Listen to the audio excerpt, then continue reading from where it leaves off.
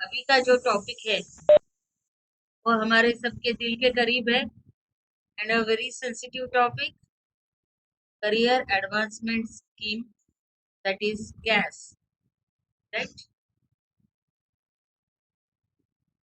देखिए,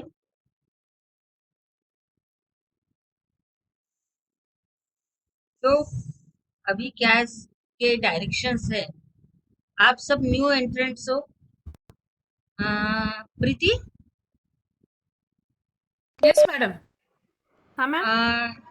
हा, मला एक रिक्वायरमेंट होती, इन्फॉर्मेशन पाहिजे हम्म. की सगळे आपले जे पार्टिसिपंट्स आहेत हम्म.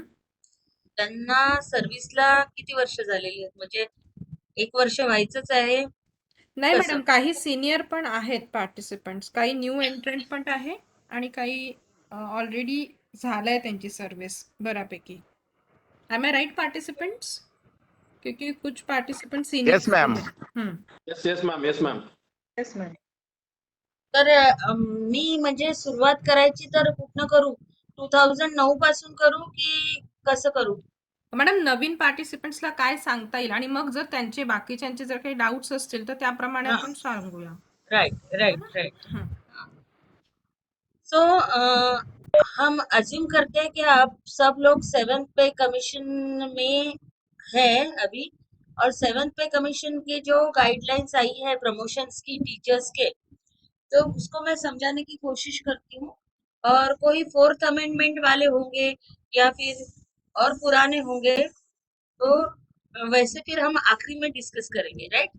लेकिन मैं अभी आपके लिए जो भी जीआर्स है, आपके लिए जो भी अमेंडमेंट्स है, वो बताने की कोशिश करती हूँ, ठीक है। So the latest regulation, UGC regulation जो आपके प्रमोशंस के लिए लगती है, वो है UGC regulation dated 18 July 2018 and it was ratified by the Maharashtra government on 8 मार्च 2019, ठीक है। और उसमें अमेंडमेंट्स हुई थी as per GR dated 10th में 2019। तो अभी फिलहाल जो भी चल रहा है आपका रेगुलेशन वो ये है, राइट। आगे चलते हैं। करियर एडवांसमेंट स्कीम्स मीन्स क्या? Okay, so career advancement procedure adopted by the university as per UGC regulation dated 30 June 2010, okay, तब से ये एपीआई वगैरह शुरू हो गया and ratified by Maharashtra government order dated 15 February 2011। CAS means vertical movement in designation and pay scale on the basis of two criteria। सबसे पहला criteria है number of years of service और दूसरा क्राइटेरिया है academic performance indicators including the training courses required. Okay, तो आपका जो placement है वो होता है number of years of service count किया जाता है, और एपीआई आपका रिसर्च स्कोर क्या है उसके ऊपर में ये होता है। और उसके लिए जो ओरिएंटेशन कोर्सेज, इंडक्शन प्रोग्राम्स जो भी लगते हैं, तो वो आपको करने पड़ते हैं। अभी देखिए, ये यहाँ पे आप देख सकते हो प्रमोशंस कैसे कैसे है। पहला प्रमोशन जो है अभी ये 6th पे का है एजीपी, अभी 7th पे में एजीपी सिस्टम हटा दिया गया है। ओके, तो असिस्टेंट प्रोफेसर जो एजीपी 6000 में लगे हैं, 15,639, तो उनका रिवाइज पे स्केल है 57,700। फिर लेवल 11 जो है assistant professor to assistant professor, मतलब हाँ, पहला प्रमोशन एजीपी 7,000 का, okay, that is senior grade जिसको हम कहते हैं, तो उसका रिवाइज पे स्केल है अभी 68,900। फिर दूसरा प्रमोशन जिसे हम सिलेक्शन ग्रेड कहते हैं, इसमें पोस्ट आपकी वही रहती है। यहाँ पे आप असिस्टेंट प्रोफेसर सीनियर ग्रेड समझोगे, यहाँ पे सिलेक्शन ग्रेड समझोगे। इसमें आपका बेसिक सेम रहेगा, सिर्फ एजीपी 1000 से बढ़ जाएगा 8000, और उसका रिवाइज पे स्केल है 79,800। और इसके बाद का 13A लेवल का जो प्रमोशन है वो बहुत महत्वपूर्ण प्रमोशन रहता है आपका, दैट इज उसमें आपका पोस्ट चेंज हो जाता है एसोसिएट प्रोफेसर और स्केल चेंज हो जाता है। स्केल पे बैंड जो है वो 37,467,000 ये 6th पे में था और उसका रिवाइज्ड 131,400, राइट। एसोसिएट प्रोफेसर के बाद में आता है प्रोफेसर, वो लेवल 14 की पोस्ट है और इसमें आपका एजीपी 10,000 होता था। तो रिवाइज पे स्केल में 7th पे में 144,200 है। और यूनिवर्सिटी के लिए एक और प्रमोशन है सीनियर प्रोफेसर का, और उसमें आपका एजीपी 12,000 हो जाता है और यहाँ पे रिवाइज में सीनियर प्रोफेसर 1,82,200 में फिक्स होता है। इतना समझा सबको? Yes. Yes ma'am. Yes madam. अभी ये जो मेरा लेक्चर है ना, इसमें मैं आपको क्वेश्चंस पूछते जाऊंगी, राइट। उसको आपको बताना है क्लियर हो गया कि नहीं। अभी देखिए, number of years of service, ये पहला क्राइटेरिया होता है आपका। अगर आप पीएचडी हो, नेट पीएचडी हो, सेट पीएचडी हो, तो आपका पहला प्रमोशन 4 साल में होता है। अगर आप एमफिल हो तो पहला प्रमोशन 5 साल में होता है। और आप केवल नेट और सेट हो तो आपका पहला प्रमोशन 6 साल के बाद होता है, राइट। पहले प्रमोशन में आपका एजीपी बढ़ जाता है 7,000 में। उसके बाद में दूसरा प्रमोशन जो होता है वो 5 साल के बाद में होता है आपका, राइट। 5 साल के बाद में आप सिलेक्शन ग्रेड में जाते हैं विथ एजीपी 8,000। उसके बाद का प्रमोशन जो होता है वो 3 साल में होता है एसोसिएट प्रोफेसर का, 13A लेवल है, ठीक है। यहाँ पे आपका पे बैंड चेंज होता है, एजीपी चेंज होता है और पोस्ट भी चेंज होती है, डेजिग्नेशन। फिर उसके बाद का प्रमोशन फिर से 3 साल के बाद में होता है, दैट इज प्रोफेसर, ओके। और यूनिवर्सिटी के लिए प्रोफेसर ग्रेड में 10 साल होने के बाद में सीनियर प्रोफेसर का प्रमोशन भी एक लागू होता है। अभी देखिए, ये जो एपीआई है उसमें 3 कैटेगरीज माना जाता है। पहली होती है teaching learning and evaluation related activities, दूसरी होती है को curricular extension and professional development related activities, और कैटेगरी 3 जो है वो रिसर्च एंड एकेडमिक कॉन्ट्रीब्यूशंस की होती है, ओके। और यहाँ पे आप देखेंगे कि हर कैटेगरी में कितने मार्क्स लेने हैं। तो ये यूनिवर्सिटी टीचर के लिए अलग होते हैं, कॉलेज टीचर्स के लिए अलग होते हैं। कॉलेज टीचर्स को कम होते हैं, यूनिवर्सिटी टीचर को ज्यादा स्कोर करना पड़ता है, ठीक है। अभी देखो, अभी ये जो 2009 से हमको ये जो एपीआई लगा, तो वैसे कैसे कैसे अमेंडमेंट्स आते गए और क्या क्या होता गया, इसका एक संक्षिप्त विवरण मैं आपको ये स्लाइड में देना चाहती हूँ। सबसे पहली रेगुलेशन 30 जून को आई और गवर्नमेंट ऑफ महाराष्ट्र ने 15 फरवरी 2011 को उसको एक्सेप्ट किया। उसके बाद में उसमें फर्स्ट अमेंडमेंट 16 मार्च 2011 को हुआ, which was not accepted bye Maharashtra government. उसके बाद में सेकेंड अमेंडमेंट हुआ 13 जून 2013 को, it was accepted by government of Maharashtra on 15 October 2016। फिर थर्ड अमेंडमेंट आया 4 मई 2016 को, it was accepted by government of Maharashtra on 4 March 2017। फिर फोर्थ अमेंडमेंट आया 11 जुलाई 2016 ला, okay, and it was accepted by government of Maharashtra on 4 March 2017। ये जो फोर्थ अमेंडमेंट था उसका कालावधि केवल 1 साल का ही था। मतलब 2016 और 2017 ये ईयर्स अगर आपके असेसमेंट में आते हैं तो ही आपको फोर्थ अमेंडमेंट लागू होती है। और उसके बाद में एक रिवाइज रेगुलेशन आया जो लेटेस्ट है, और जो आप सबको, जो नए लोग हैं उन सबको यही लगने वाला है, एंड दैट इज 18 जुलाई 2018 का है। महाराष्ट्र गवर्नमेंट ने 8 मार्च 2019 को एक्सेप्ट किया और 10 मई 2019 को उसमें कुछ अमेंडमेंट्स, राइट। तो ये पूरे जीआर है जो गैस से रिलेटेड है, तो 2009 से लेके अभी 2022, ठीक है। देखिए, ओरिजिनल रेगुलेशन था इस डेट का, इस डेट को महाराष्ट्र गवर्नमेंट ने एक्सेप्ट किया और वो लगता है जिसका असेसमेंट पीरियड 2015 से लेके 2016-17 तक एनुअल ईयर तक आता है। फर्स्ट अमेंडमेंट एक्सेप्ट नहीं किया तो अपने को लागू नहीं है। सेकेंड अमेंडमेंट जो है वो उसमें 2013 को आया, लेकिन उसमें कंफ्यूजन था क्योंकि उसमें कैपिंग किया गया था। जैसे 20% फॉर जर्नल, 10% फॉर बुक्स, इस प्रकार से कुछ कैपिंग था उसमें, तो उसमें कंफ्यूजन है, तो वो भी हमें लागू नहीं है। थर्ड अमेंडमेंट जो आया, okay, it was for appointment of lecturers and principles, तो वो कैस्ट से रिलेटेड वो थर्ड अमेंडमेंट नहीं था। लेकिन फोर्थ अमेंडमेंट जो था, जो 11 जुलाई को यूजीसी ने दिया, 4 मार्च 2017 को गवर्नमेंट ऑफ महाराष्ट्र ने एक्सेप्ट किया, और 2017-18 ये ईयर अगर आपके असेसमेंट में आता है तो ये आपको इसके बारे में जानना है, अदरवाइज जानने की जरूरत नहीं है।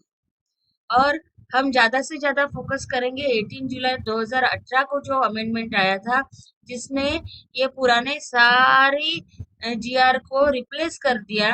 ओके, सबको रिप्लेस कर दिया, and that was revised regulation. तो इसके ऊपर हम आज ज्यादा फोकस करेंगे। अभी 2018-19 ना, तो इसके पहले कोई है क्या? हेलो, 2018-19 के पहले के कोई टीचर्स है क्या ये ग्रुप में?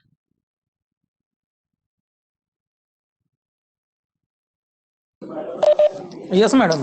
2016 के मैडम। 2016 के है, लेकिन यस आज मैडम। 2022 है, तो आपका केवल नेट है? आपका केवल नेट है या पीएचडी है? PhD net set. पीएचडी भी है, नेट सेट भी है? जी मैडम। तो फिर आपने इतना देर क्यों लगा दी क्या एपीआई है के मैडम? लिए? हाँ? कॉलेज ने किया है मैडम। कॉलेज ने भेजा नहीं आपको? जी मैडम। तो आपको नए इससे ही लागू होगा अभी, क्योंकि उन्होंने जो ग्रेस पीरियड दिया वो 2022 में खत्म हो गया। Okay madam. उन्होंने 2019, 20, 21, 22 ऐसे 3 साल जो है वो दिए थे कि आपको 6 पे के हिसाब से लेना है या 7 पे के हिसाब से लेना है, तो आपका वो चला गया बेनिफिट। ठीक है, तो आपको भी यही लगेगा जो नया है। तो मैं ओल्ड ओके। सिस्टम आपको बताती ही नहीं हूँ, आपको नया ही सिस्टम बताती हूँ। ठीक है? Okay madam. ओके, ठीक है, तो ये हम स्किप करेंगे क्योंकि ये आपको लागू नहीं होगा।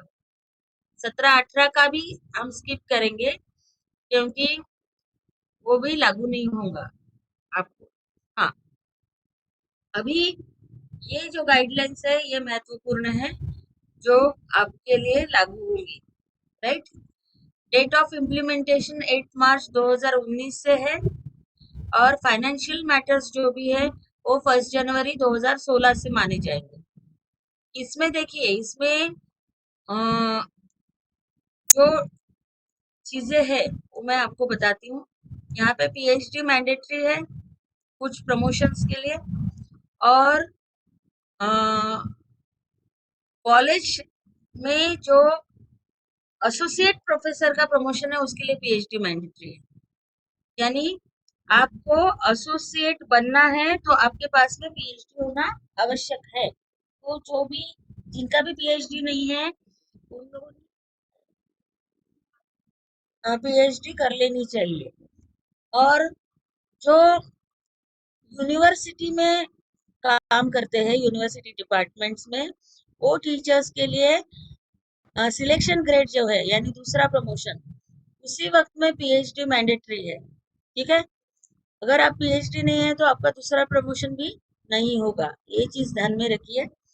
ये सबसे महत्वपूर्ण बात इंट्रोड्यूस हो गई है ये नए वाले जीआर। और एक दूसरा है, MPhil PhD increments are to be given as specified as per UGC notification but not accepted by government of Maharashtra. UGC ने कहा है कि एमफिल के जो इंक्रीमेंट्स देते थे हम वो दो, पीएचडी के जो इंक्रीमेंट्स देते थे वो दो, लेकिन गवर्नमेंट ऑफ महाराष्ट्र ने उसको एक्सेप्ट नहीं किया है, तो आपको वो नहीं मिलेंगे, राइट। फिर PhD degree from a foreign university और institution with ranking among top 500 in world university ranking is valid. यानी आपकी पीएचडी फॉरेन यूनिवर्सिटी से है तो वो यूनिवर्सिटी वर्ल्ड यूनिवर्सिटी रैंकिंग में पहले 500 में होनी चाहिए तो ही वैलिड है, अदरवाइज वैलिड नहीं हो। ये इंपॉर्टेंट पॉइंट्स है। ओके, हाँ, देखिए क्लॉज नंबर 6.3 में उन्होंने दिया है कि new CAS system to be effective from the date of notification of these regulations. यानी ये जो नई सिस्टम है वो 8 मार्च 2019 से लागू होगी। अभी देखिए, faculty members who have already qualified or are likely to qualify shortly have been given 3 years, that is up to annual year 2021, और महाराष्ट्र में 1 साल देर से हुआ करके 21-22 to exercise an option to go for cash as per new regulation or the old regulation। ये चीज को ध्यान में रखिए। नई सिस्टम 8 मार्च 2019 से लागू होगी, तो उन्होंने कहा है कि 8 मार्च 2019 से पहले जिनका कैश ड्यू है, और उन्होंने 3 साल का ट्रांजिशन पीरियड दिया है अप टू 2022। तो ये ड्यूरेशन में जो क्वालिफाई हो रहे हैं तो उनको चॉइस दी जाएगी कि आपको न्यू रेगुलेशन से प्रमोशन लेना है या ओल्ड रेगुलेशन से प्रमोशन लेना है। ठीक है, अभी ये 3 साल आप लोगों के खत्म हो गए हैं, ठीक है, लेकिन आप ये ऑप्शन फॉर्म का दिमाग में जरूर रखना और ऑप्शन फॉर्म मांगना अगर आप वो ड्यूरेशन में है तो। कॉलेजेस वालों को ये चीज पता ही नहीं रहती कि ऐसे कुछ ऑप्शन फॉर्म भी है प्रमोशंस के लिए। ठीक है, time to complete orientation and refresher courses is up to 31 December 2018। जैसे उन्होंने कहा था कि जैसे अभी एक सर ने बताया कि कॉलेज ने छोड़ा नहीं इसलिए मेरे से लेट हो गया ओरिएंटेशन करने के लिए।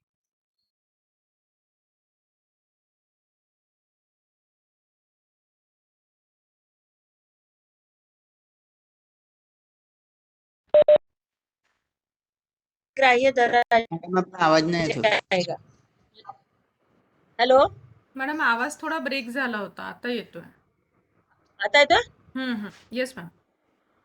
ओके, तो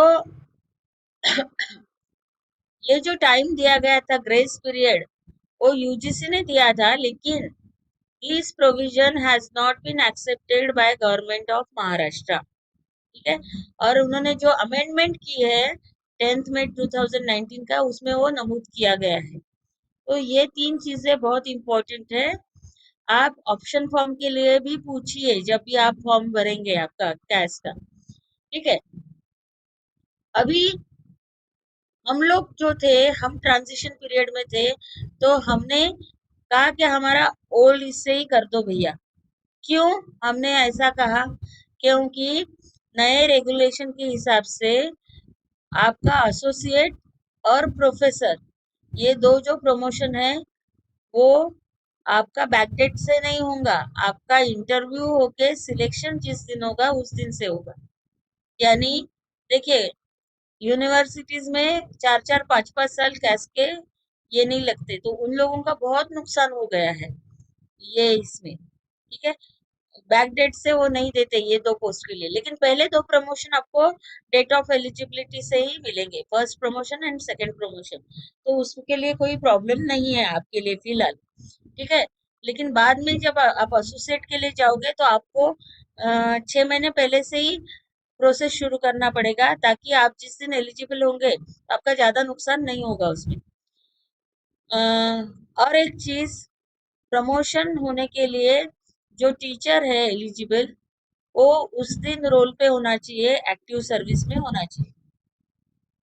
ठीक है, और एक चीज उन्होंने दिया है कि आपका कैश का इंटरव्यू लग गया, लेकिन कमिटी ने कुछ तो भी प्रॉब्लम निकाला, आपके कुछ तो भी क्राइटेरिया फुलफिल नहीं हो रहे होंगे, उतने मार्क्स नहीं हो रहे होंगे और आपको डिनाई किया गया प्रमोशन, तो आपका नेक्स्ट रीअसेसमेंट जो है वो 1 साल के बाद में होगा और 1 साल के बाद से ही आपको बेनिफिट्स मिलेंगे, राइट।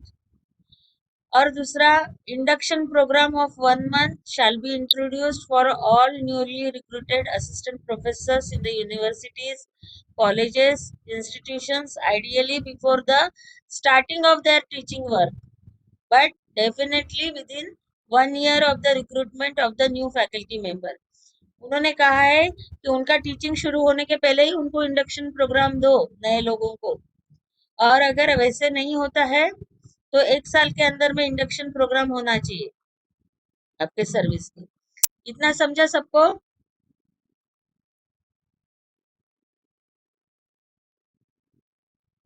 Yes ma'am. थम तो भी दो, बोलना जरूरी नहीं, थम दो। Yes, ma'am. किसी को कोई डाउट मैडम नहीं अभी यहाँ तक?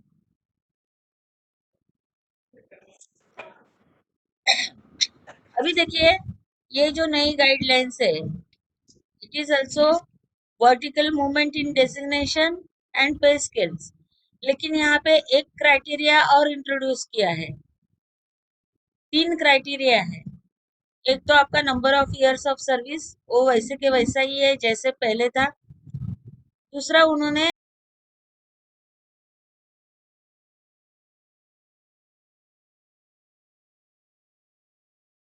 Research score including training courses.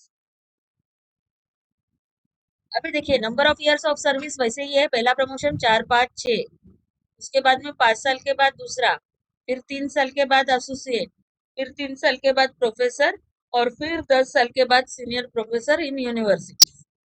इसमें उन्होंने कोई चेंज नहीं किया है पहले क्राइटेरिया में, ठीक है।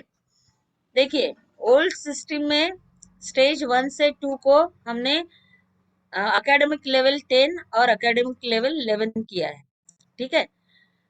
तो ये जो आपका AAR है, उसमें जो पहला प्रमोशन आपका है, तो अगर आपका पहला प्रमोशन 4 साल में है, आप PhD हो तो 4 में से 3 में आपका एनुअल असेसमेंट यानी आपका CR जो है उसमें सेटिस्फैक्ट्री या गुड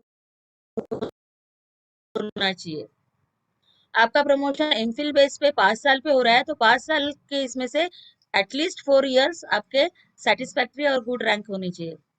और आपका प्रमोशन नेट बेस पे है, सेट बेस पे है, तो 6 साल में होना है, तो 6 में से 5 साल आपको सेटिस्फैक्ट्री और गुड रिमार्क आपके CR में होने चाहिए, राइट।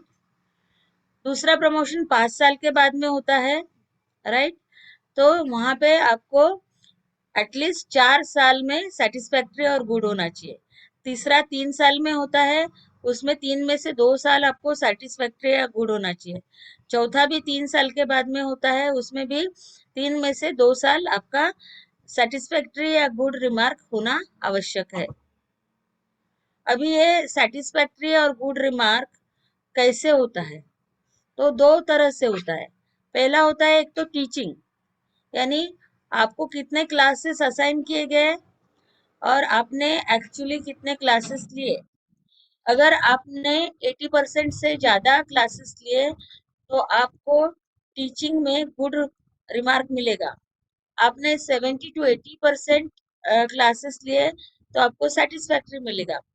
और आप 70 से नीचे लिए, 70 या 70 से नीचे क्लासेस लिए तो अनसेटिस्फैक्ट्री आपको दिया जाएगा। और दूसरा होता है कि आपका इन्वॉल्वमेंट कितना है आपके कॉलेज एक्टिविटीज में, रिसर्च एक्टिविटीज में। तो उन्होंने एक लिस्ट दी है, तो उसमें से 3 या 3 से ज्यादा एक्टिविटीज में आप एंगेज हो तो आपको ऑटोमेटिकली गुड मिलेगा। और अगर 1 या 2 एक्टिविटी में आप हो तो सेटिस्फैक्ट्री मिलेगा। और आप उन्होंने दी हुई लिस्ट में से एक में भी एक्टिव नहीं हो तो आपको अनसेटिस्फैक्ट्री दिया जाएगा। तो ये 2 जगह आपको आपके AAR में ग्रेड्स मिलेंगे, राइट। अभी ये जो एक्टिविटीज उन्होंने दी है वो 7 एक्टिविटीज है। 7 एक्टिविटीज में से 3 या 3 से ज्यादा एक्टिविटीज में हो तो आप वो गुड मिलेगा, 1 या 2 एक्टिविटीज में हो तो सेटिस्फैक्ट्री मिलेगा। इसमें से एक भी काम नहीं करते आप तो आपको अनसेटिस्फैक्ट्री मिलेगा। तो ये लिस्ट है administrative responsibilities such as head, chairperson, dean, director, coordinator, warden etcetera. दूसरी एक्टिविटी उन्होंने डिफाइन की है examination and evaluation duties assigned by the college, university और attending the examination paper valuation. तीसरी activity student related co-curricular extension and field based activities such as students clubs, career counseling, study visits, student seminars, cultural sports, NCC, NSS etc. चौथी activity उन्होंने बताई कि organization of seminars, conferences, workshops. पांचवी है evidence of actively involve in guiding PhD students. Then छठवीं है conducting minor और major research projects. And सातवीं है एटलीस्ट वन सिंगल और joint publication in peer reviewed UGC listed journal. तो ये 7 में से 3 या 3 से ज्यादा है तो आप गुड में आओगे। अभी ओवरऑल रेटिंग कैसे होगा आपका? टीचिंग एक क्राइटेरिया है, अदर एक्टिविटीज दूसरा क्राइटेरिया है। आपको टीचिंग में भी गुड मिला है, अदर एक्टिविटीज में भी गुड मिला है, तो आपका ओवरऑल ग्रेड होगा गुड। आपको टीचिंग में गुड है, अदर एक्टिविटीज में सेटिस्फैक्ट्री है, तो भी आपको मिलेगा गुड ओवरऑल। आप टीचिंग में सेटिस्फैक्ट्री हो लेकिन अदर एक्टिविटीज में गुड हो, कोई मतलब नहीं, आपको सेटिस्फैक्ट्री मिलेगा क्योंकि teaching is most important thing. दोनों में सेटिस्फैक्ट्री हो तो ओवरऑल ग्रेड होगा आपका सेटिस्फैक्ट्री। और ये दोनों में से किसी एक में अनसेटिस्फैक्ट्री आया है आपका तो आपका ओवरऑल ग्रेड होगा अनसेटिस्फैक्ट्री, राइट। इतना समझा सबको? देखिए हमने 2 क्राइटेरिया पूरे यस किए। पहला क्राइटेरिया हमने पूरा किया आपका number of years of service. दूसरा क्राइटेरिया हमने पूरा किया आपका AAR। और अभी तीसरा क्राइटेरिया कौन सा है? रिसर्च स्कोर, ठीक है, इंक्लूडिंग ट्रेनिंग कोर्सेज। ये क्या लगते हैं वो देखेंगे। देखिए आपका पहला प्रमोशन जो है तो पहले ओरिएंटेशन कोर्स था, ठीक है, अभी आपका इंडक्शन प्रोग्राम है और एक रिफ्रेशर कोर्स आप 14 डेज का करना है आपको, ठीक है। अगर आप ये रिफ्रेशर कोर्स नहीं करना चाहते 14 डेज का तो आपको वर्कशॉप्स करने पड़ेंगे, सिलेबस अपग्रेडेशन के, FDP करने पड़ेंगे 5-5 दिन के, एटलीस्ट 2। अगर आप ये भी नहीं करना चाहते हो तो आपको एक और दिया गया है कि मुक्स स्वयं के जो कोर्सेस है उसमें से एक कोर्स कोई तो भी ई सर्टिफिकेशन वाला आपको किया तो आपको इसमें से रिलैक्स मिलेगा, या फिर आपने ई कंटेंट डेवलपमेंट करके दिया कोई कोर्स के लिए 4 क्वाड्रेंट्स में तो आपको इससे छूट मिल सकती है, राइट। और दूसरा क्राइटेरिया जो है ये तो ट्रेनिंग कोर्सेज का हो गया। दूसरा है satisfactory public good in annual performances, वो आपको लाना है, राइट। और यहाँ पे आपका इंटरव्यू कंडक्ट नहीं होगा पहले प्रमोशन के लिए, स्क्रीनिंग कमिटी है आपका इवैल्यूएशन करके आपको प्रमोशन दे देंगे, ठीक है।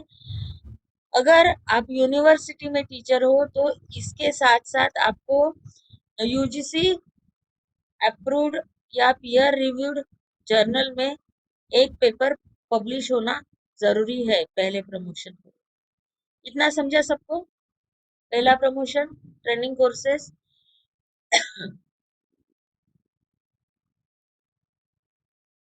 अभी दूसरा प्रमोशन में देखिए आपको refresher course, workshop, research methodology any 2 करने हैं, मिनिमम ऑफ 10 डेज, 10 दिन के कोई भी 2 करने हैं ये कैटेगरी में।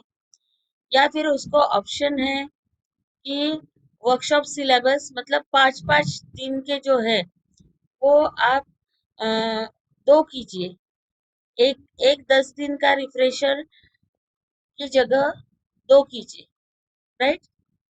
ओके, 5-5 दिन की। देन इसमें भी उन्होंने मूक कोर्स ई सर्टिफिकेशन वाला किया, तो आपको इसमें से छूट दी जाएगी। या फिर 4 क्वाड्रेंट्स में आपने ई कंटेंट डेवलप करके दिया, मिनिमम 10 मॉडल्स होना चाहिए इन 1 क्वाड्रेंट। ऐसे 4 क्वाड्रेंट का आपने ई कंटेंट डेवलप किया है किसी कोर्स के लिए, तो आपको इसमें से छूट मिलेगी। इसमें सेटिस्फैक्ट्री और गुड होना चाहिए। ओके, सेकेंड प्रमोशन में भी आपका स्क्रीनिंग होगा, इंटरव्यू कंडक्ट नहीं होगा, ठीक है?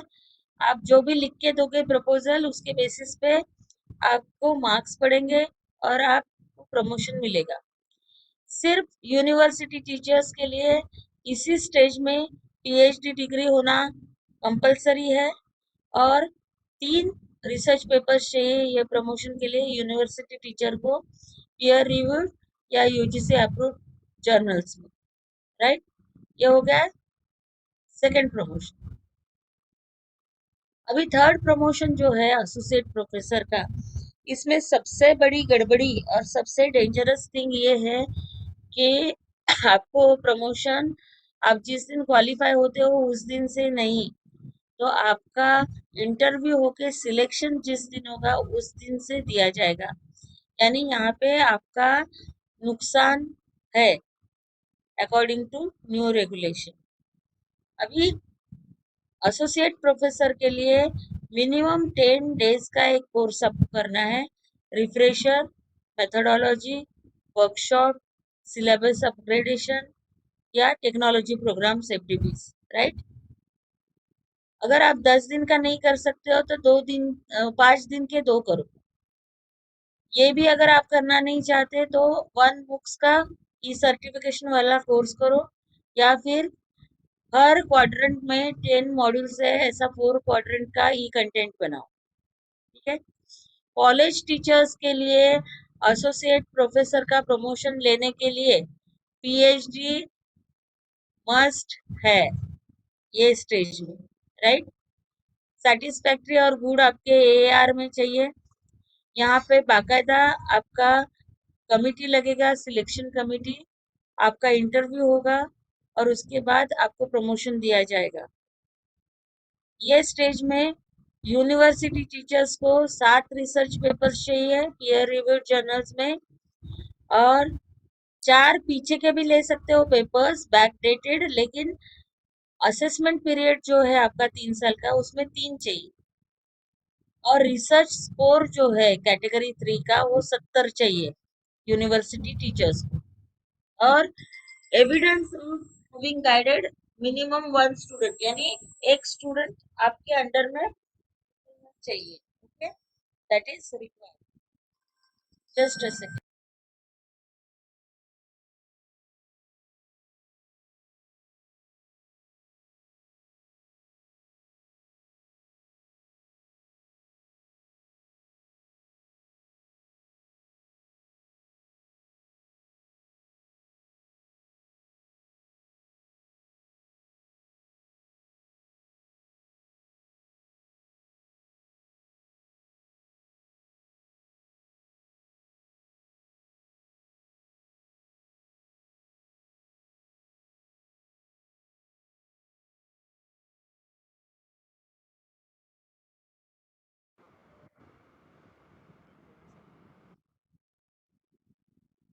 Hello, am I audible? Yes, ma'am. आवाज येत नव्हता मॅडम. Yes, और ma'am. देखिए यूनिवर्सिटी टीचर के लिए कितना कठिन करके रखा है उन्होंने। 7 रिसर्च पब्लिकेशंस भी चाहिए, आपका रिसर्च कोर्स 70 चाहिए, और मिनिमम 1 स्टूडेंट आपके अंडर में पीएचडी होना चाहिए। मतलब एक चीज को ध्यान में रखिए कि कॉलेज में अगर आप हो तो आपके प्रमोशंस बहुत इजीली और स्मूथली होते हैं। हमारे यूनिवर्सिटी टीचर्स के प्रमोशंस, हम लोग तरसते रहते हैं प्रमोशंस के लिए, राइट? तो थिंग्स अपार्ट, हम आगे चलते हैं। अभी नेक्स्ट प्रमोशन जो होता है उसका भी डेट ऑफ प्रमोशन जो रहेगा आपका सिलेक्शन डेट रहेगा, दैट इज प्रोफेसर का। और यहाँ पे कॉलेज टीचर्स के लिए भी पीएचडी मस्ट है। और कॉलेज टीचर्स के लिए 10 पब्लिकेशंस चाहिए उनके पूरे असेसमेंट पीरियड के में 3 चाहिए 10 में से, ठीक है, प्रोफेसर के लिए। देखिए अभी तक प्रोफेसर का प्रमोशन कॉलेजेस के लिए नहीं था, ठीक है, उसके लिए कोई फॉर्मूला था, लेकिन अभी सब कॉलेज के टीचर्स प्रोफेसर बन सकते हैं नए रेगुलेशंस के हिसाब से। 10 पेपर्स और 110 रिसर्च स्कोर आपके असेसमेंट पीरियड में आपको लाना है उसके लिए, और सेटिस्फैक्ट्री एंड गुड एआर होना ही चाहिए। और यूनिवर्सिटी टीचर्स के लिए आपके अंडर पीएचडी स्टूडेंट्स होने चाहिए अवॉर्डेड, ठीक है। एक सीनियर प्रोफेसर का प्रमोशन है जो 10 साल के बाद में प्रोफेसर को मिलता है, and that is only for universities. इसमें लास्ट 10 इयर्स के 10 बेस्ट पब्लिकेशंस पे प्रमोशन ये होता है, ठीक है। और इसमें जो सब्जेक्ट एक्सपर्ट्स रहेंगे वो 3 रहेंगे, और वो सीनियर प्रोफेसर या प्रोफेसर का जिनका 10 साल का एक्सपीरियंस है वही लोग यहाँ पे एक्सपर्ट्स रह सकते हैं। और सीनियर प्रोफेसर के अंडर में एटलीस्ट 2 पीएचडी स्टूडेंट्स अवॉर्डेड होना चाहिए। Now I am coming to the third criteria, that is research score. कौन से चीज के लिए कितने मार्क्स है, राइट। देखिए साइंस एंड टेक्नोलॉजी के लिए अलग मार्क्स है और बाकी फैकल्टीज के लिए अलग मार्क्स है। ये कॉमर्स वगैरह को आप नजरअंदाज कर दो, science and technology and others ऐसे पकड़ो इसको। देखिए अभी ये सभी के लिए लागू है, सिर्फ प्रोफेसर के लिए नहीं। आपको जितना रिसर्च स्कोर लेना है वो प्रमोशन के लिए आप ये सब कैटेगरीज में ले सकते हो। सबसे पहली कैटेगरी है रिसर्च पेपर्स इन peer reviewed oblique UGC listed journals. अगर आपका रिसर्च पेपर है तो साइंस एंड टेक्नोलॉजी वाले 8 लेंगे, बाकी लोग 10 लेंगे एक पेपर के लिए, ठीक है। अभी यहाँ पे देखिए एक बहुत इंपॉर्टेंट चीज मैं आपके नोटिस में लाना चाहती हूँ कि इसमें ऑब्लिक दिया गया है। ऑब्लिक का अर्थ होता है और peer reviewed oblique UGC listed journals. लेकिन हमारे यूनिवर्सिटी ने, आरटीएम नागपुर यूनिवर्सिटी ने ये ऑब्लिक को हटा दिया है, पीयर रिव्यूड को भी हटा दिया है, और उन्होंने कहा है कि आपके research papers UGC care list में होने चाहिए, जर्नल्स ऐसे ही इसमें आने चाहिए। ये चीज को दिमाग में फिट करके रखो, केवल पीयर रिव्यूड के मार्क्स नहीं दे रहे हैं, ठीक है। दूसरा क्राइटेरिया है रिसर्च स्कोर लेने का publications other than research papers. उसमें आता है बुक्स पब्लिश्ड बाय। अभी देखिए आपका बुक कौन से लेवल का पब्लिशर पब्लिश करता है। इंटरनेशनल पब्लिशर पब्लिश करता है तो आपको 12-12 मिलेंगे। नेशनल लेवल के पब्लिशर ने आपका बुक पब्लिश किया है तो 10-10 मिलेंगे। एडिटेड बुक में आपका एक चैप्टर है तो 5-5 मिलेंगे। आप एडिटर हो एक किताब के और वो इंटरनेशनल पब्लिशर उस किताब को पब्लिश कर रहा है तो आपको एज एन एडिटर 10-10 मार्क्स मिलेंगे। और as an editor national publisher का बुक है तो आपको एज एन एडिटर 8 मार्क्स मिलेंगे। आप अगर ट्रांसलेशन करते हो, ओके, एक चैप्टर बुक का या एक रिसर्च पेपर का आपने ट्रांसलेशन किया तो आपको 3-3 मिलेंगे। पूरे बुक का ट्रांसलेशन करते हो तो 8-8 मिलेंगे। ये क्लियर हुआ सबको? इसमें किसी को कोई डाउट है? हेलो मैडम, अगर बुक्स अगर पुराने हैं 2010 2008 तो चलते हैं क्या? कैसे हेलो, चलेगी? कैसे चलेगी? वो यानी लेटेस्ट चाहिए मैडम। असेसमेंट आपका असेसमेंट पीरियड जो आपका है पीरियड जो है वो लिया जाएगा ना। Yes madam. हाँ, अभी आप कैसे, आप अभी रूटीन प्रोसीजर में आए हो नए जीआर के अंतर्गत, तो वो पीछे के कुछ कुछ लेते हैं, लेकिन इतने पीछे के नहीं लेंगे 2009 और 2010। ध्यान में आ रहा है ना आपको? हाँ ओके मैडम, यस मैडम। यानी प्रोफेसर की पोस्ट के लिए है तो एसोसिएट प्रोफेसर के असेसमेंट पीरियड का कुछ ले सकते हो। Yes madam. ठीक है, आगे चलते हैं। अभी देखिए, ओके मैडम। हाँ अभी देखिए, जैसे कि मैंने कहा ये और को भूल जाइए। आप नागपुर यूनिवर्सिटी के हो तो आप try to publish the paper in UGC listed journals only. ठीक है, अभी इम्पैक्ट फैक्टर के बहुत सारे सर्विसेज है, जैसे यूनिवर्सल इम्पैक्ट फैक्टर, देन बहुत ग्लोबल इम्पैक्ट फैक्टर, ठीक है, इंटरनेशनल इम्पैक्ट फैक्टर। तो ये सब चीजें नहीं चलेंगी अभी नए रेगुलेशन में, पहले चलती थी पुराने रेगुलेशन में, कॉस्मोस इम्पैक्ट फैक्टर। तो ये सब उन्होंने बंद कर दिए, और इम्पैक्ट फैक्टर के जो एडिशनल मार्क्स मिलते हैं आपको जर्नल पेपर के लिए, तो थॉमसन एंड रूटर का आईएसआई इम्पैक्ट फैक्टर ही ग्राह्य माना जाएगा। ये एक बहुत इंपॉर्टेंट चीज उन्होंने नए रेगुलेशन में डाली है। देखिए, आपका पेपर जिस जर्नल में पब्लिश हुआ है ना, वो पीयर रिव्यूड जर्नल है, रेफरेड जर्नल है। दैट मीन्स आपका पेपर 2 रेफरीज के पास में जाके वैलिडेट होता है, उसके बाद एक्सेप्ट होता है। ऐसी पॉलिसी उस जर्नल की है, लेकिन उसको इम्पैक्ट फैक्टर नहीं है। तो आपको जर्नल पेपर के लिए कितने मार्क्स मिलते थे? साइंस एंड टेक्नोलॉजी वालों को 8 और बाकी लोगों को 10 मिलते थे ना। तो पीयर रिव्यूड पॉलिसी है उस जर्नल की, लेकिन इम्पैक्ट फैक्टर नहीं है। तो आप 8 में 5 ऐड कर सकते हो, यानी साइंस वालों को 13 मिलेंगे और अदर्स वालों को 10 और 5 15 मिलेंगे। अगर आपके जर्नल को इम्पैक्ट फैक्टर है थॉमसन एंड रूटर, तो 8 में 10 ऐड होंगे, 10 में 10 ऐड होंगे, यानी 20 होंगे, वहां पे 18 होंगे।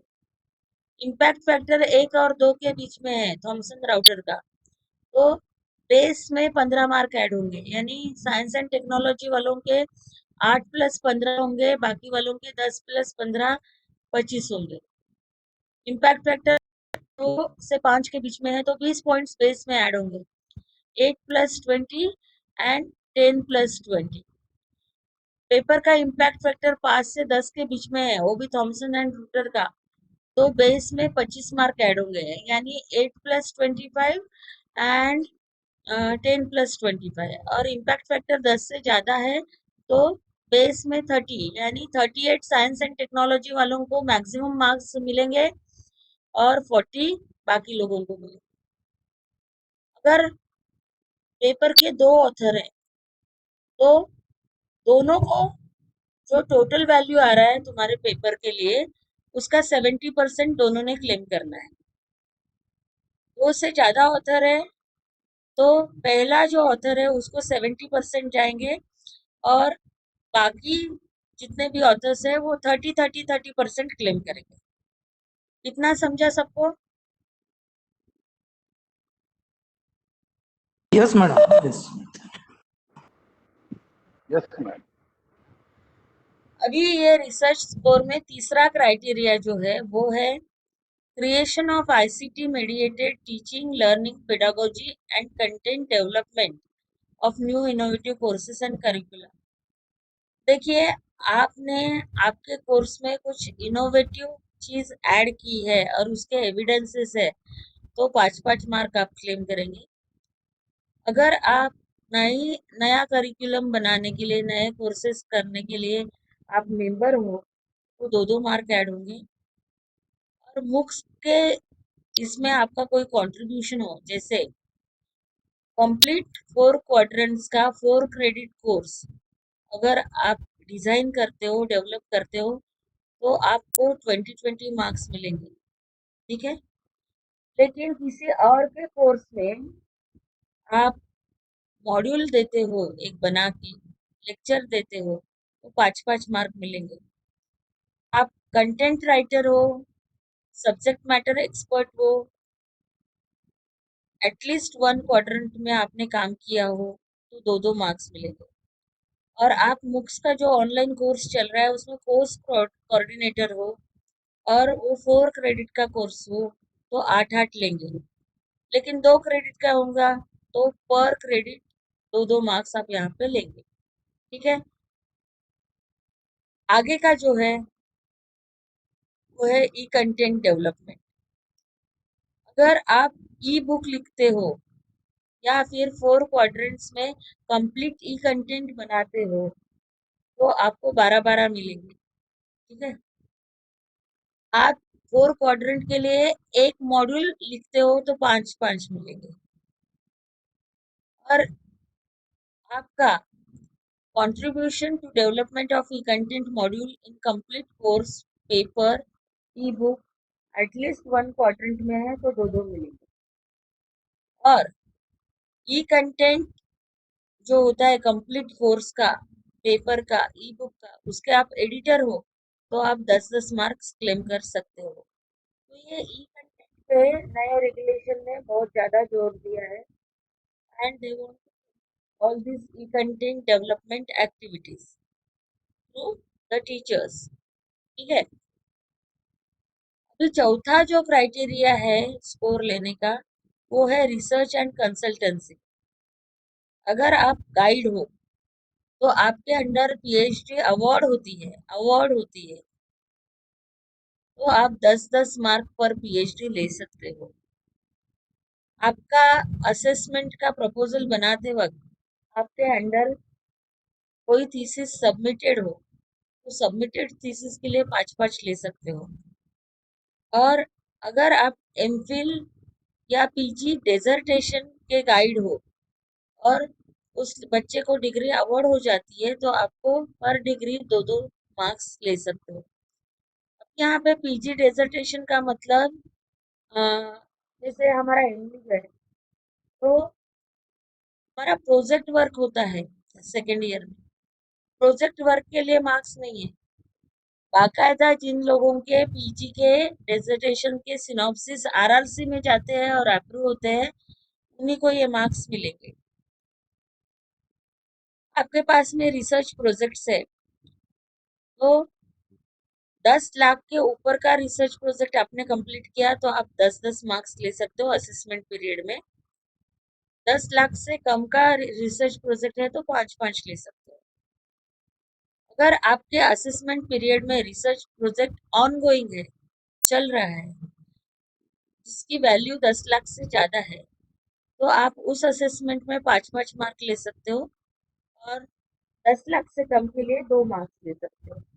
उन्होंने इसमें भी मार्क्स बहुत कम किए। ठीक है, आपके पास में कोई कंसल्टेंसी प्रोजेक्ट है तो आप वो पर प्रोजेक्ट 3 मार्क्स ले सकते हो। अभी देखिए, प्रोजेक्ट्स के लिए प्रिंसिपल इन्वेस्टिगेटर होता है, लेकिन को इन्वेस्टिगेटर भी हो सकता है। अगर को इन्वेस्टिगेटर होता है तो पहले को इन्वेस्टिगेटर को कुछ नहीं मिलता था, लेकिन अभी उन्होंने कहा दोनों 50-50% लो। ठीक है, यानी 10 मार्क का प्रोजेक्ट है आपके पास में कंप्लीट किया हुआ तो 5 प्रिंसिपल इन्वेस्टिगेटर लेगा, 5 को इन्वेस्टिगेटर लेगा। और पीएचडी डिग्री में सुपरवाइजर है और को सुपरवाइजर भी है, को गाइड। टोटल मार्क्स के 70% दोनों लेंगे। राइट, ये कुछ सुधारणाएं की है उन्होंने नए इसमें। अभी देखिए, अभी आईपीआर का लेक्चर हुआ। पहले जब 2009 में रेगुलेशंस आए थे एपीआई के, तो इंटरनेशनल लेवल पेटेंट के लिए 50-50 मार्क दिए हुए थे, लेकिन अभी इंटरनेशनल लेवल पेटेंट के लिए 10 मार्क्स और नेशनल के लिए 7 मार्क्स ऐसे दिए हैं। Policy document submitted to an international bodies और सेंट्रल और स्टेट गवर्नमेंट। ठीक है, अभी देखिए, आपने कोई थीसिस बनाया, प्रोजेक्ट बनाया, उसमें से कोई इंटरनेशनल गवर्नमेंट ने पॉलिसी बनाई आपके प्रोजेक्ट में, वो 10-10, नेशनल लेवल पे पॉलिसी बनी तो 7-7, स्टेट लेवल पे बनी तो 4-4। फिर अवार्ड्स एंड फेलोशिप्स उन्होंने दिया है, इसमें इंटरनेशनल और नेशनल दिया है। इंटरनेशनल के लिए 700, नेशनल के लिए 5-5। अभी देखिए, सबसे सस्ता और अच्छा तरीका क्या रहता है? कॉन्फ्रेंसेस, ठीक है। कॉन्फ्रेंसेस के लिए भी उन्होंने मार्क्स कम किए हैं, यहाँ पे आप देखेंगे। देखिए, invited lecture, resource person, paper presentation in seminars, conferences, full paper in conference proceedings, ठीक है। तो उसके लिए ये मार्क्स है। अगर कॉन्फ्रेंस इंटरनेशनल दूसरे देश में है तो 7-7 लेंगे, इंटरनेशनल है with in the country, international है तो 5-5 लेंगे, नेशनल के लिए 3-3 और स्टेट यूनिवर्सिटी लेवल के लिए 2-2। यानी यहाँ पे उन्होंने मार्क्स बहुत ज्यादा कम कर दिए हैं। और paper presented in seminars, conferences and also published as full paper, तो इसमें एक ही चीज मिलेगा, आपका पेपर प्रोसीडिंग में पब्लिश हुआ और पेपर प्रेजेंट भी किया आपने, तो ये दोनों में से किसी एक के मार्क्स आपको पकड़ने पड़ेंगे, राइट। अभी देखिए,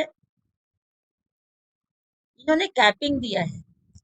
the combined research score from the categories of policy document and invited lecturers, resource person, paper presentation shall have an upper capping of 30% of total research score of the person।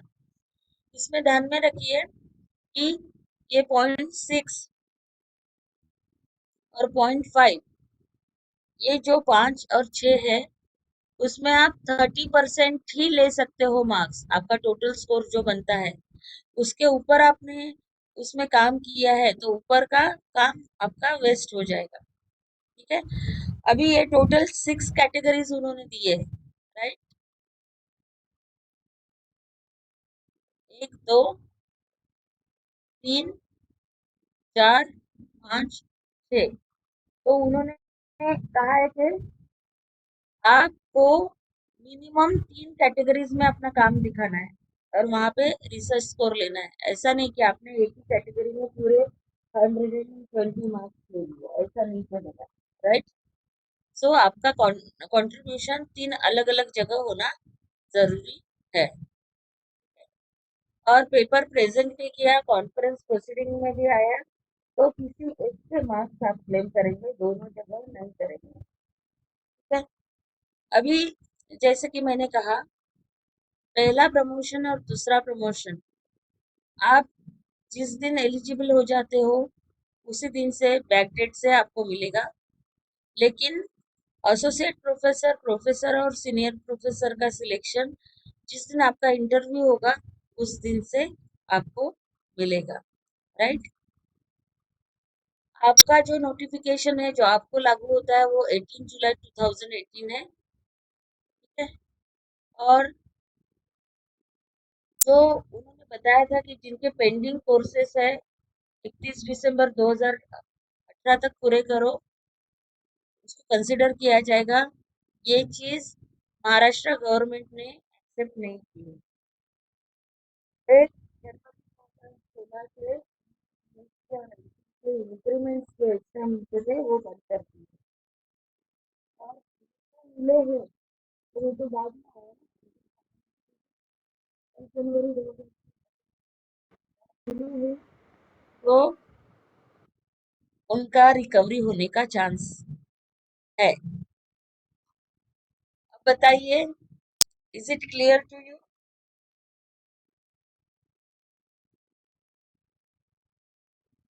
Hello, yes madam, yes. Yes ma'am. कोई doubts है?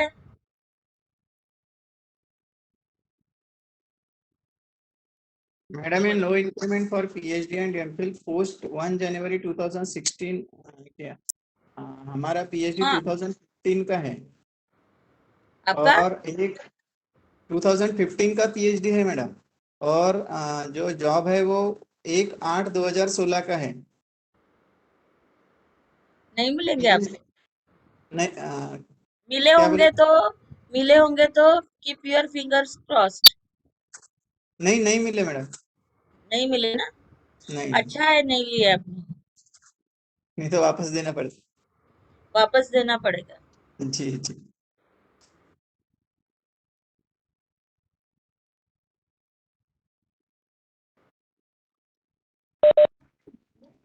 और कुछ questions पूछने हैं आपको? Madam, Pankaj हाँ निंबाळकर बोलिए। From doctor Ambedkar college. बरं.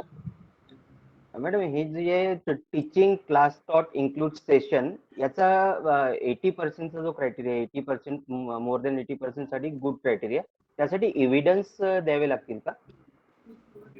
हो तुमचे प्रिन्सिपल सर्टिफाय करतात त्याला. नाही, ते मुलांच्या अटेंडन्स वगैरे लावावं लागेल का 3 वर्षाच्या? हो हो,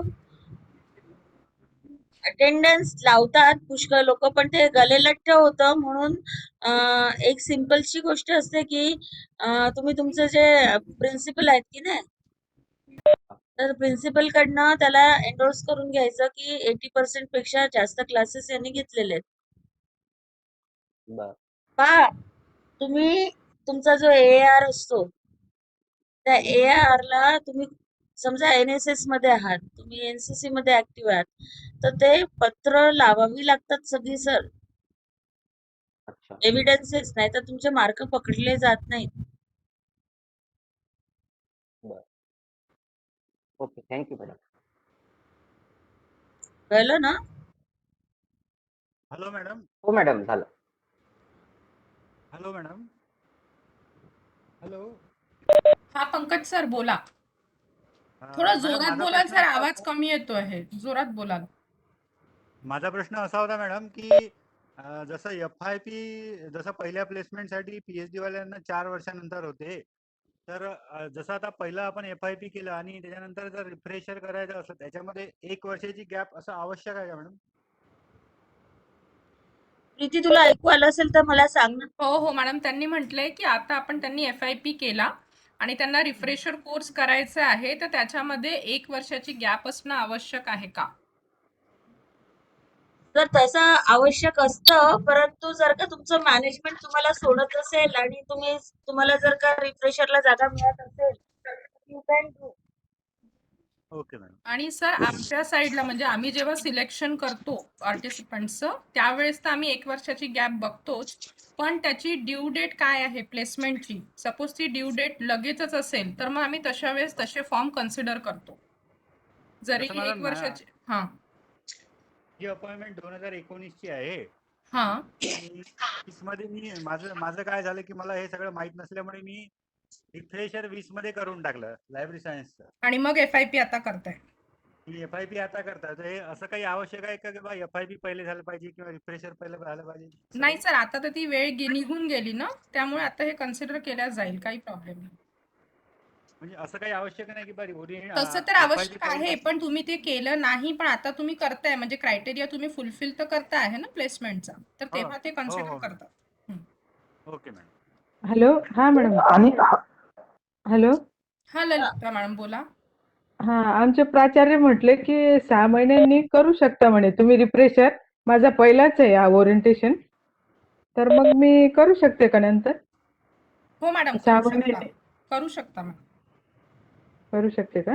yes. Okay okay madam, okay, thank you. Hello madam. हा हॅलो. हा बोला सर.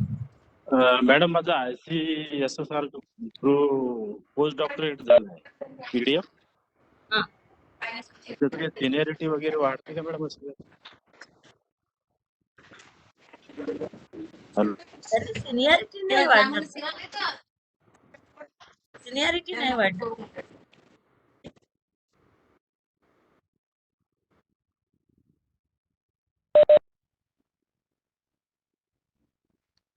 इन सर्व्हिस मध्ये त्याचं बेनिफिट काय राहील मॅडम? हा? मॅडम, इन इन सर्व्हिस सर्व्हिसमध्ये मध्ये त्याचं त्याचं बेनिफिट काय राहील असं म्हणतात असे? तर ते क्वालिफिकेशन अपग्रेडेशन राहील.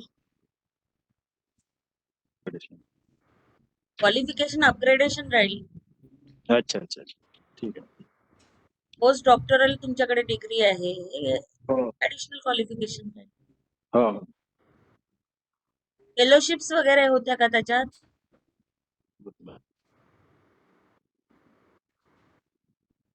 Thank you madam. Sir post doctoral fellowship आहे का ती? हो फेलोशिप होती. ते अवॉर्ड आणि फेलोशिप्स मध्ये मार्कही मिळतील तुम्हाला त्यावर. हा रिसर्च स्कोर मध्ये मार्क मिळतील त्याचे. हो हो रिसर्च स्कोर मध्ये. रिसर्च स्कोर मध्ये हे बघा मी तुम्हाला दाखवू का? ते आहे ना, हा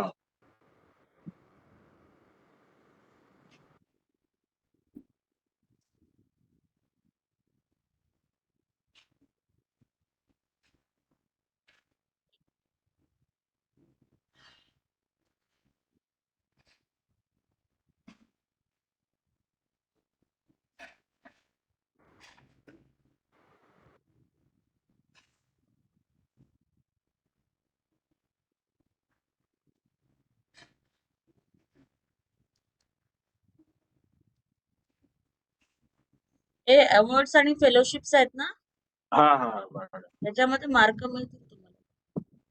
अच्छा अच्छा.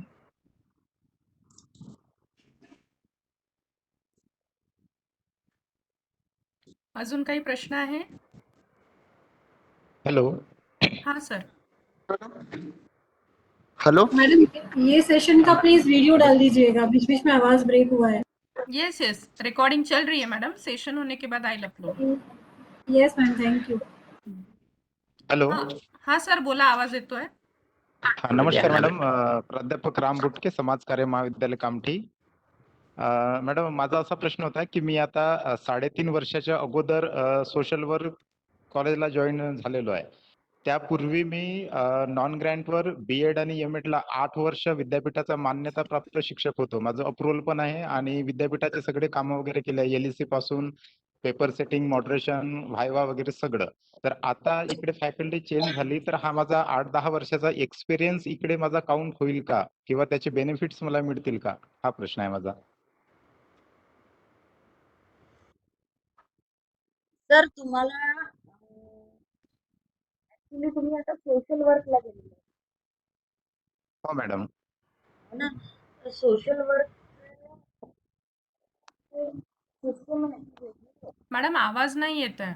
आवाज नाही येत मॅडम, आवाज नाही येत. सोशल वर्कची जी सिस्टम आहे की नाही, त्यांचे जे कायदे आहेत ते टोटली भिन्न आहेत.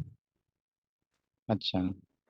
तर अकॉर्डिंगली मला नाही वाटत ते तुमचा एक्सपिरियन्स कन्सिडर करतील किंवा तुम्हाला काही फायनान्शियल बेनिफिट्स देतील त्याचे.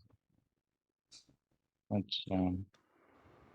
तेच मॅडम, तोच मला कन्फ्युजन होते की हे जे 8 वर्ष नोकरी केली आपण आणि सगळे विद्यापीठ हो, मी अनुभव विद्यापीठ म्हणून पकडला जाईल, अप्रूव्ड टीचरचा अनुभव म्हणून पकडला जाईल, पण त्याचे बेनिफिट्स कुठे मिळणार नाही तुम्हाला. अच्छा अच्छा. ठीक आहे मॅडम, ठीक आहे. Thank you madam, thank you so much. Thank you. Hello hello madam. हा सर.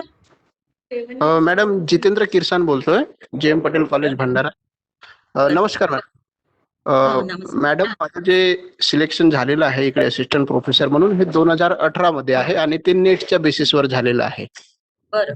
आणि आता 2022 चालू आहे आणि जसं नेटच्या बेसिसवर लागल्यानंतर जो अपग्रेडेशन होतो, फर्स्ट प्लेसमेंट, तो 6 वर्षानंतरचा आहे. हो. आणि ह्या दरम्यान माझं PhD आता कम्प्लीट झालेलं आहे आणि डिग्री पण मिळालेली आहे. तर मी आता फर्स्ट प्लेसमेंट साठी अप्लाय मिळाली तुम्हाला डिग्री कधी मिळाली? डिग्री आताच्या कॉन्व्होकेशन मध्ये मॅडम, हे आता जे झालं त्याच्यावर. डेट ऑफ नोटिफिकेशन काय आहे? ते ऑगस्ट मधले, ऑगस्ट 2021 मधलं आहे मॅडम. 2021 ऑगस्ट. आणि तुमची डेट ऑफ अपॉइंटमेंट काय आहे? Appointment 11 October 2018. 11 August 2018.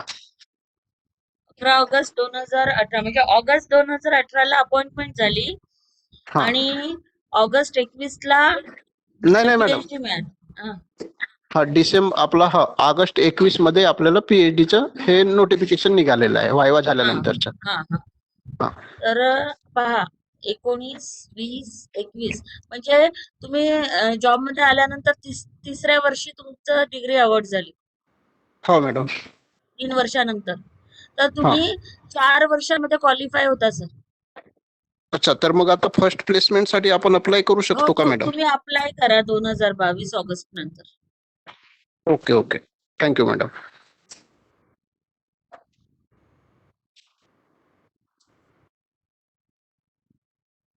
Hello hello हाँ सर. Madam good afternoon. मेरा एक क्वेश्चन है. मैं नॉन ग्रांट कॉलेज में था पहले, यहाँ फुल टाइम होने से पहले मैं college of social work Kamthi मैं यहाँ पे अभी 4 साल से हूँ यहाँ पे. और इसके पहले मेरा सर्विस काउंट था पुरवाडी कॉलेज में. वहाँ पे मैं इंग्लिश का असिस्टेंट प्रोफेसर था, लेकिन नॉन ग्रांट कॉलेज था. तो मैडम उसका 3 इयर्स का एक्सपीरियंस या फिर वर्किंग का यहाँ पे काउंट होगा क्या मेरे सर्विस में? नहीं. काउंट नहीं होगा. नॉन ग्रांट का इसमें ग्रांटेड में काउंट नहीं होता है. नहीं. जैसे आप हेलो मैम, आवाज नहीं आ रही. एक्सपीरियंस करके दिखा सकते हो, लेकिन बेनिफिट कुछ नहीं होगा उसका आपको एग्जिस्टिंग सर्विस में. ठीक है ma'am, thank you.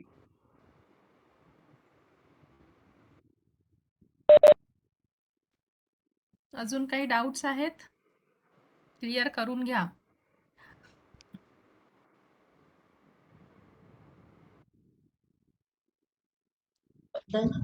Madam, non granted PG कोर्सेसचे अप्रूव्ड टीचरची सर्व्हिस काउंट होते का डायरेक्ट प्लेसमेंटच्या वेळेस किंवा असिस्टंट टू असोसिएट कॅस्टच्या थ्रू? नाही होत म्हणतात आहे मॅम.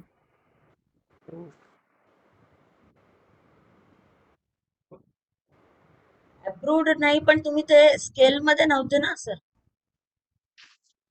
मॅडम, स्केल तर तीच दिली होती ना, 15,600 ते 3900.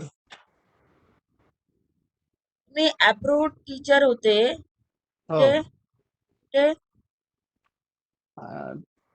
पीजी डिपार्टमेंटला ग्रँटेड कॉलेज, पण पीजी नॉन ग्रँटेड आहे. पीजी नॉन ग्रँट असतं ना सर, नाही होणार. ओके.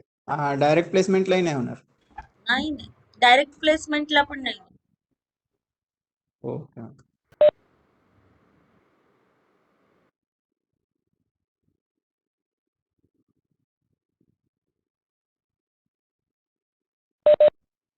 मॅडम, माझा आवाज येतोय? Pankaj Nimbalkar, doctor Ambedkar college.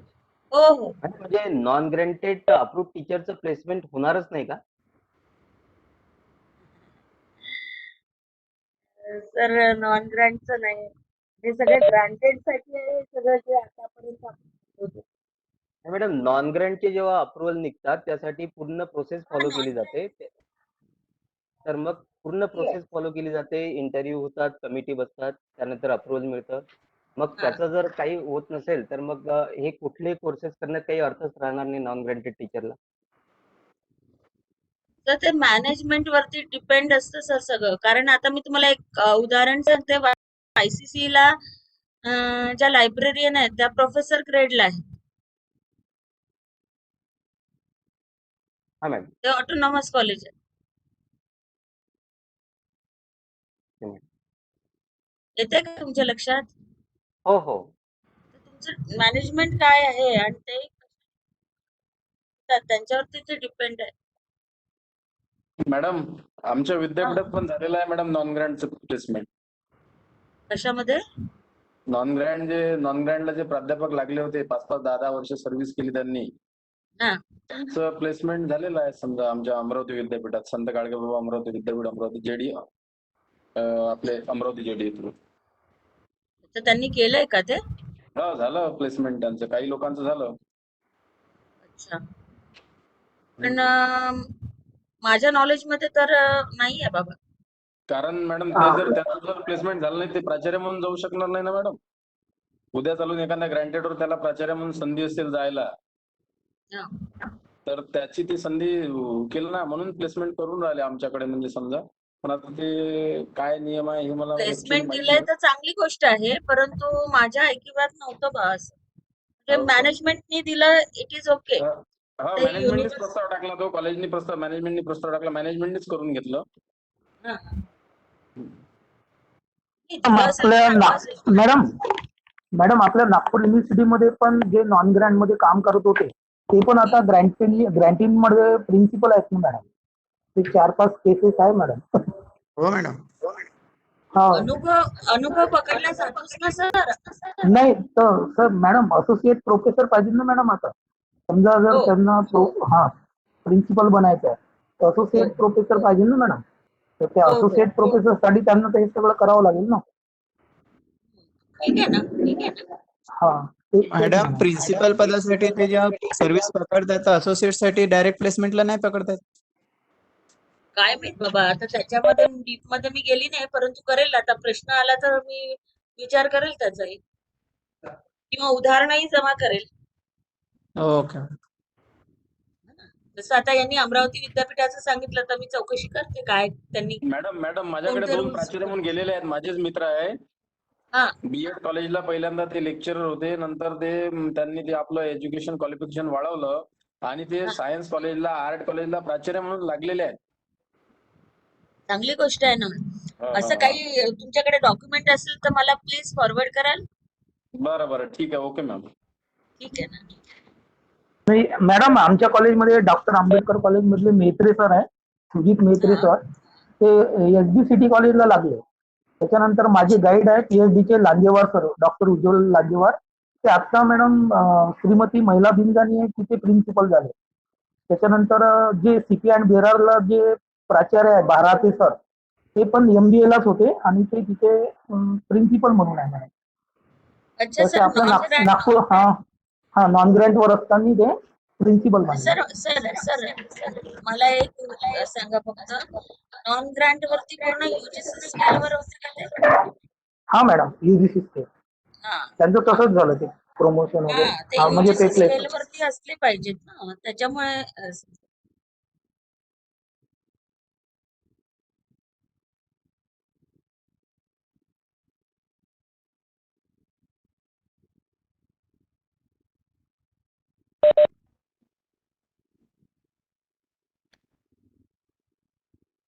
Hello, अजून येस अजून काही प्रश्न आहेत?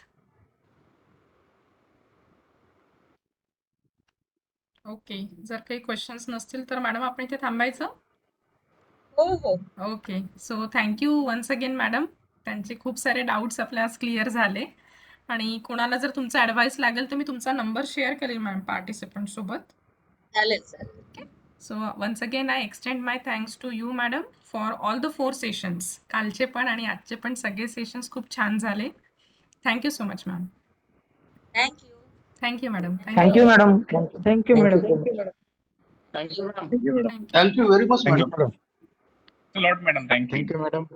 चलिए, थँक्यू ऑल ऑफ यू. आता तुम्ही इट्स 48 ना, आपण इथे 10 मिनिटाचा ब्रेक घेऊ. मीटिंगला लीव्ह नका करू. तुम्ही 10 मिनिटाचा रिफ्रेशमेंट ब्रेक घ्या आणि मी तोपर्यंत देठे सर जॉईन होतात आहे का बघते आणि आपण आपला व्हॅलिडिक्टरी प्रोग्राम सुरू करूया. ठीक आहे. व्हॅलिडिक्टरीमध्ये मी एक अजेंडामधला एक पॉईंट आहे, फीडबॅक फ्रॉम द पार्टिसिपेंट्स. जर कोणाला विलिंगली फीडबॅक द्यायचा असेल, मराठी, हिंदी, इंग्लिश कोणत्या पण लँग्वेजमध्ये तुम्ही बोलू शकता. तर 2 ते 3 participants are welcome to give your feedback. ठीक आहे, तर आपण 10 मिनिटांनी सुरू करूया. मीटिंगला लीव्ह नका करू. Yes. Okay ma'am. Okay madam. Okay madam. Okay madam.